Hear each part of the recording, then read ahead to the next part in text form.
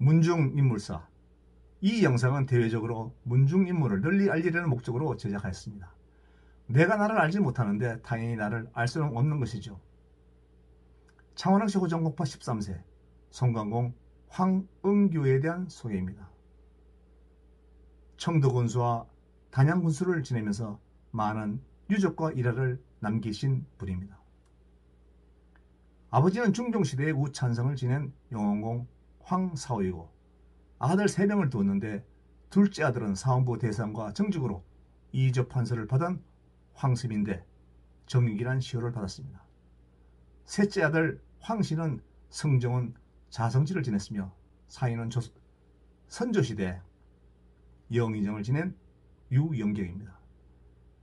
손자 중 한 명은 인조의 첫 번째 왕후 인열왕후의 고모부가 되는 종친부 도종을 지낸 황육일로서 이렇게 4대를 연속적으로 정삼품 당상관을 지낸 4대 옥당거의 한 분입니다. 언뜻 보면 화려하게 빛나는 가문으로 자랑스러운 문중으로 드물게 4대를 연속적으로 당상관을 지낸 부러움의 대상이 되는 문중이지만 시대적으로 정치적으로 아픔은 항상 어느 문중이든지 존재하는 것입니다. 디지털 청도문화대전에는 황응규에 대해 이렇게 소개하고 있습니다. 황응규는 조선전기 문신으로 1569년 선조 2년에 과거에 급자하여 전생서 주부를 비롯하여 여러 벼슬을 두루 역임하였다. 고향에 응거하던 중 임진왜란을 만나 양곡을 내어 병사를 돕고 항병대장에 추대되어 의병을 모집하는 등 국난을 극복하기 위한 노력을 하였다. 가계는 본가는 창원이며 자는 중문, 호는 송간, 할아버지는 황희성이고 아버지는 우찬성 황사오이며 어머니는 영일로씨로 오수정의 딸이다. 부인은 영희씨로 15세에 시집와서 3남 1녀를 낳았다. 장남은 황고이고 둘째는 성정원 도성지를 지낸 황슴이며 막내는 홍문관 은교를 지닌 황씨이다. 이렇게 디지털 청도 문화대전은 기록되어 있지만 벼슬이 좀 깎아졌네요. 둘째 황섬은 사원부 대사관을 지냈고 정직으로 이적판서를 지냈으며 정익이란 시호를 받았고 막내는 홍문관 은교가 아니고 성정은 좌성지를 지낸 황씨입니다. 좀 틀린 부분이 있는 것입니다. 황응규는 1518년에 출생하여 1598년에 사망을 합니다.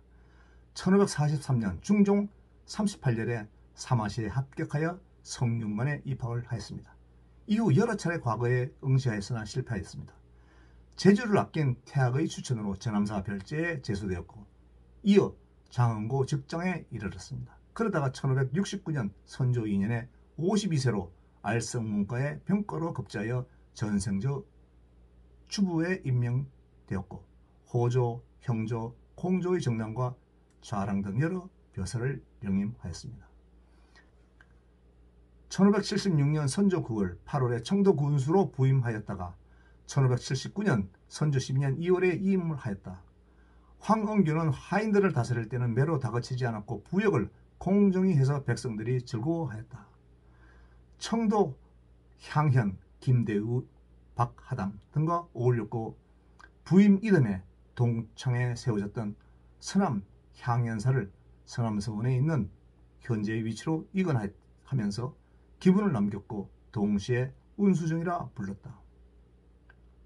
1588년 선조 21년 서울에서 벼슬살이를 하다가 늙음을 핑계로 관직을 그만두고 고향으로 돌아가 응거하였다. 1592년 임진왜란이 일어나자 양곡을 군량으로 바쳐 절충장군에 올랐으며 1594년 동지돈령부사가 되었다. 또한 항병대장으로 추대되어 마을 사람들에게 의기를 고취시키고 의병을 모집하고 군령을 모으다가 1598년 선조 31년 병왕으로 별세하였다. 학문과 저술, 주세분과 이황의 문의로 초서를 잘 썼다. 시는 이백과 두부를, 필법은 김생의 글씨를 좋아했다. 저서로는 송강고가 있다. 묘소는 1598년 선조 31년 8월 20일에 옛 순흥, 현 경상북도 영주시 순흥면 서쪽 금옥동에 있는 부인원 묘소 오른쪽에 묻혔다. 이상의 내용이 청도 디지털 문화대전에 소개된 내용입니다. 청도 디지털 문화대전에 빠져있는 내용을 소개하면 4대 옥당가를 이룬 가문이지만 아픔은 정치적, 시대적으로 항상 있는 것입니다.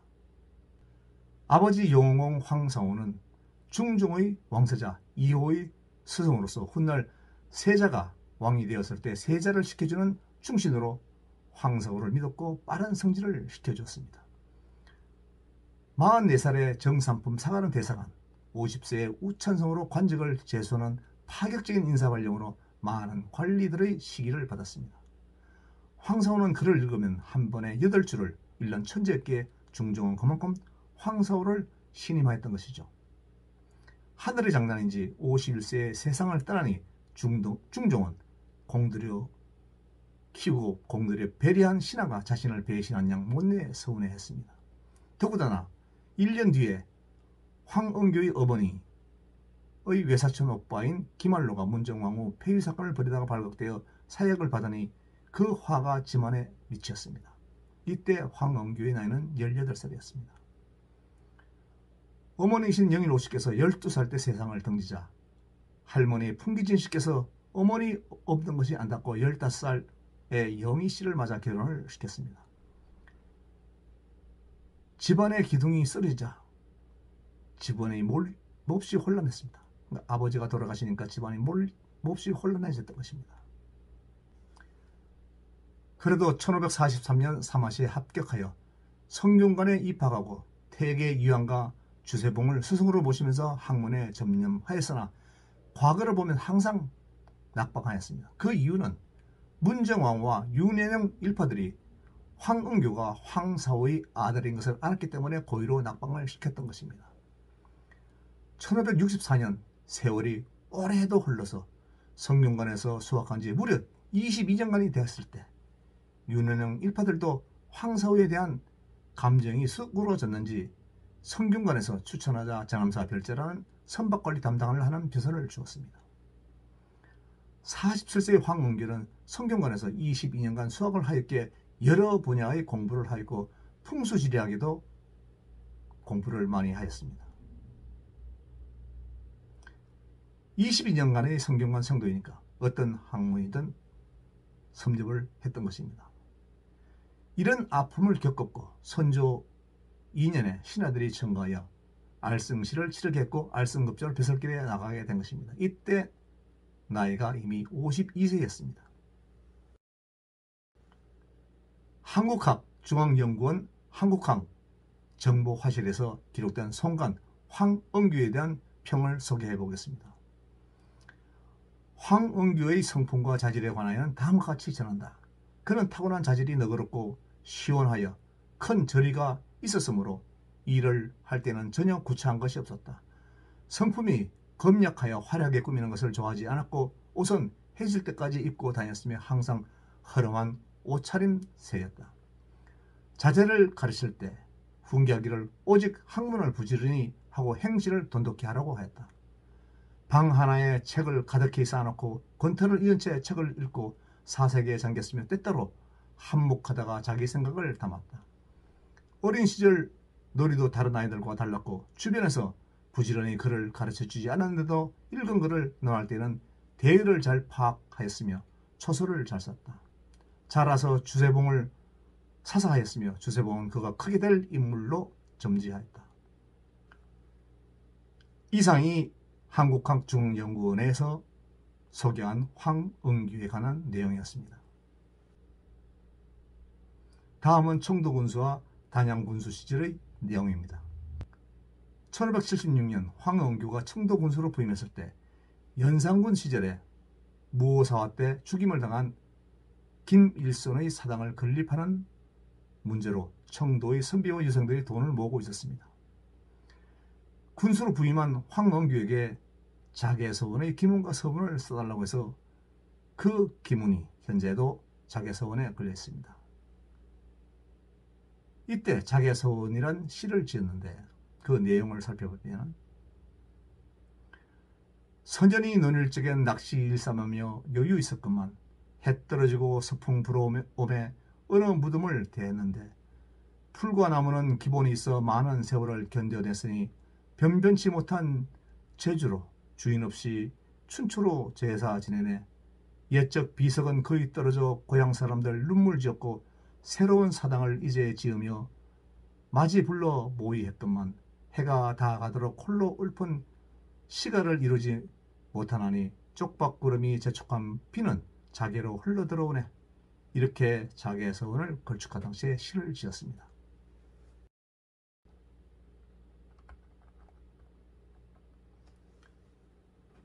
22년간이나 성균관 유생으로서 여러 가지 학문을 하던 중에 또 풍수지리에도 학문의 조예가 깊었습니다.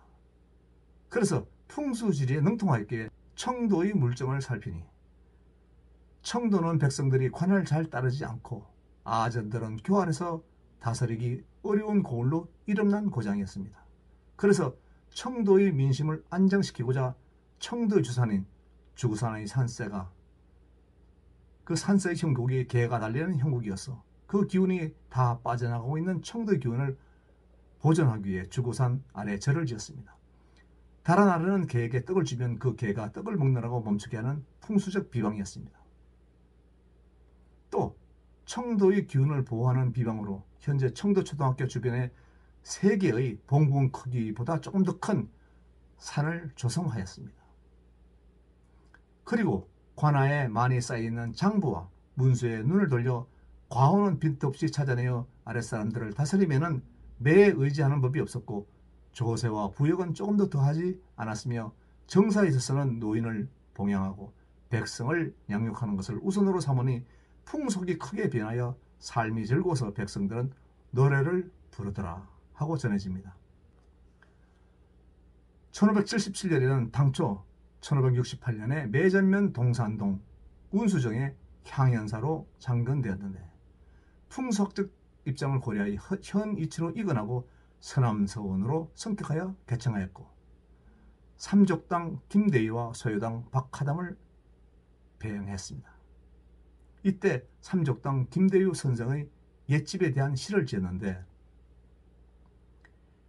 요순인 임금도 백성의 의지가 있었고 거질고 착하여 도리어 재앙을 받았는데 북문의 사화는 뇌물로 인해 있었건만 남쪽의 당은 단지 동산과 농장이라네.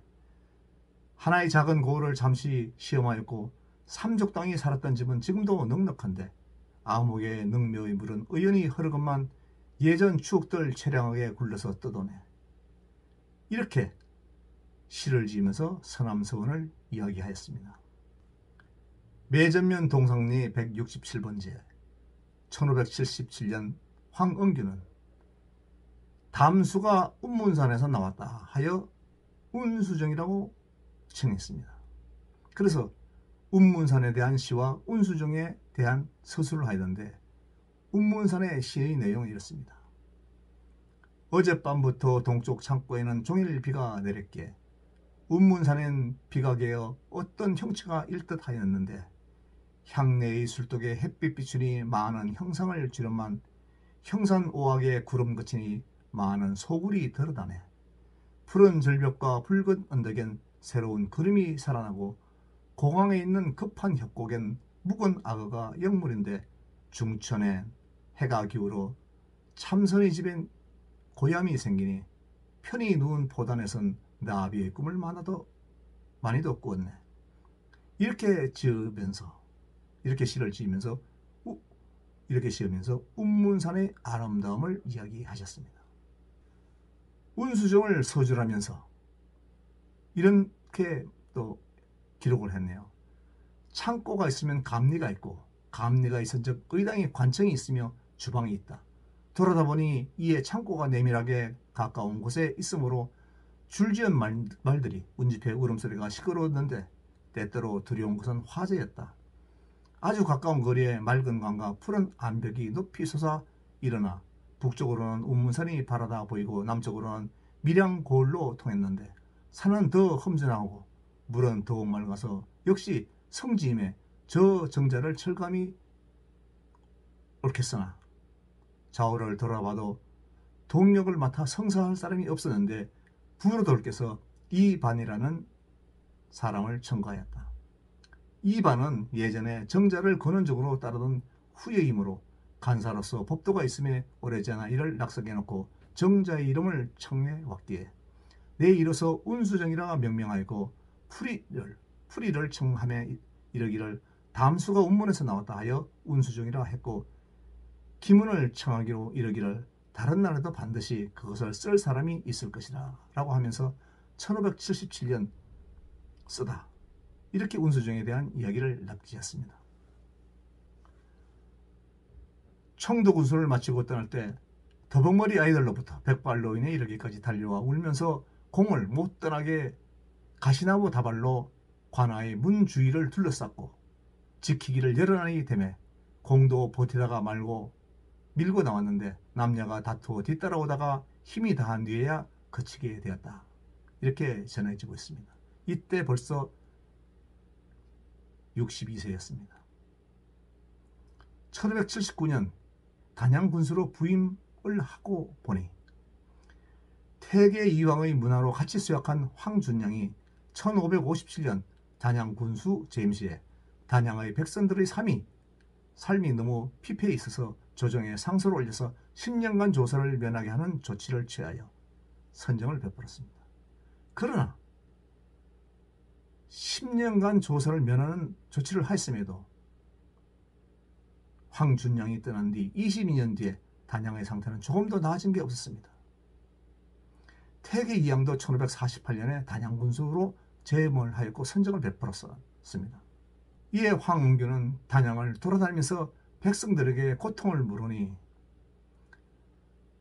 산행, 지목, 지공, 악공, 야장, 왕철, 철피 하는 일이 고통스럽다 라고 하여서 이에 대해서 단양의 7가지 폐단을 알리는 상소를 했습니다. 산행은 노루와 끈을 잡아서 조공하는 일이며 지목은 크고 작은 목재를 조공하는 일, 지공은 종이를 조공하는 일, 악공은 악기를 만들어 가포하는 일, 야장은 대장장이도 가포하는 일, 왕철은 완성과 철물을 조공하는 일, 철피는 칠기와 피물을 만들어 조공하는 일. 이렇게 7가지 폐단을 올리는 상소를 하였고 이런 상소를 올리고 단양을 보살피니까 고향을 떠나서 농사를 짓지 않아서 황무지가 된 농토가 허다했습니다. 조공에 대한 부담을 덜어주자 흩어진 백성들이 돌아와서 농사를 지으면서 단양의 민심은 안정되었다고 전해집니다. 단양군수를 지냈던 황준영은 스승인 이황이 사망하기 전에 타계하였기에 황준영을 이황의 글에서 황준영은 목명관의 표상으로 삼았습니다.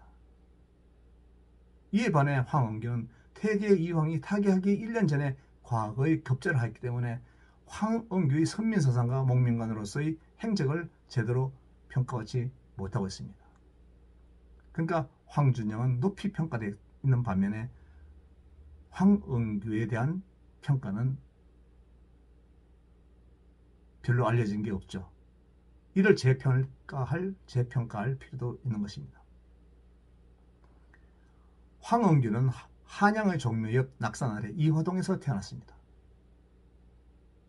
71세에 나는 늙었도다 하면서 비서를 버리고 아버지의 고향인 풍기 희역을로 내려와서 고모부 정자전이 사시던 집을 고쳐서 살았고 현재도 그곳은 정암정서가 남아있습니다.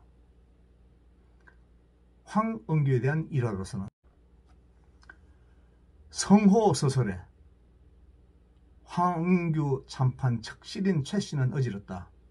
집에 제비 한 쌍이 집을 짓고 살다가 한 마리가 고양이에게 물려 죽자 남은 한 마리가 주위를 돌면서 울었다. 이듬해 보에 이 제비가 다시 찾아와 집을 지었는데 뒤에 최씨가 과부가 되어 혼자 살자 이 제비도 늘 혼자 와서 집을 짓고 살면서 다른 제비들이 오면 쫓고 새끼 칠 생각은 하지 않았다. 최씨가 부르면 손바닥에 날라와 앉았는데 이렇게 하기를 10여 년이 되었다고 한다. 이 이야기를 듣고 절개 있는 제비라고 했다. 이렇게 성호 사설에는 소개하고 있는데 이 내용은 황은규의 아들 황섬이 1605년에 제비와 두 번째 어머니신 최여옥에 대한 의연시를 지었고 이 내용이 1633년에 조정에 상소되어 풍기군수 김상윤이 정력학과 절부분을 세웠고 한때 풍기희옥은 절부촌이라고도 불렸습니다. 1592년 75세 나이에 임진왜란이 일어나자 둘째 아들 황섬은 선조를 따라 몽진했고 황원규는 가산을 틀어서 군량비 수백석을 전선에 보냈습니다. 소수스러운 유림을 모아놓고 술과 음식을 제공하면서 항병대장을 하였습니다. 1594년 선조는 이를 알고 동지돈영부사 종이품 관직을 내리니 이에 대한 상소를 하였습니다. 동지돈영부사 제소를 받고 은총에 대한 사례한 상소입니다. 신은 누대 조정에서 두터운 몽은으로 중용되었고 나이가 이제 77세 이후인데 하늘이 덮어주고 땅이 길러내의 은혜를 입었으나 만에 하나도 보원하지 못했나이다. 이에 신체가 본래 허약하여 일찍이 고황에 시달려 쉽게 관직에서 물러나 사냐에 엎드림에 저절로 행복함에 신의 전답이 촌척일지라도 모두 전하의 소유이며 신이 가진 미국의 한 톨까지도 전하께서 주신 것인 만큼 마땅히 식량들을 모두 군사들이 굶주림의 햇살이라니 어찌 자신이 사사롭게 이것들을 주고 이를 사랑하고 아끼겠나이까. 중략. 변함없이 늙어가는 백성이며 꾀하지 않아도 죽음을 드리운 나이를 만났으나 이에 외한이 닥쳤나이다. 중략.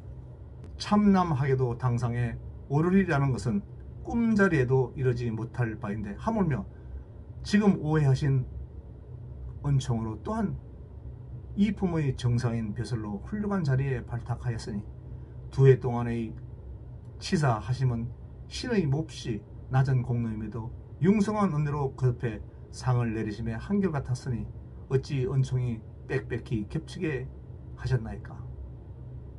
이에 대해서 비답을 하였습니다. 1594년 2월 27일 비변사에서 돌아온 임금의 의견을 황은규에게 보낸다. 노인은 병환이 있어 한가하게 물러난 사람으로 우국지심을 잊지 않고 전후에 걸쳐 사사로이 저장했던 창고를 모두 열어 군의 군량으로 보충했었고 지금 또 소로에 아래어 본도 저력의 궁핍함과 군존들의 쓸데없는 폐단을 갖추어 아래었으니 그의 성의가 지극하여 가히 아름답게 하였습니다. 이렇게 선조임금은 비답을 내렸습니다. 사람의 일생이 평탄한 사람은 없습니다. 정치적 피해자로 22년간 성경관에서 학문을 닦는 인고의 세월을 보낸 삶은 어땠을까요?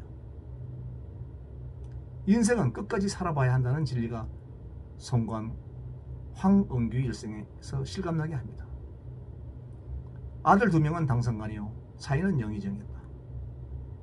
그러나 세상을 등질 때는 가산을 틀어서 군량미를 전선에 보내는 통에 2칸도 안 되는 작은 방에서 자식들을 불러놓고 아직 외놈이 물러가지 않았느냐 이렇게 묻고 1598년 7월 14일에 세상을 떠났습니다. 문중이야기 이상이 송관 황은규에 대한 내용입니다. 감사합니다.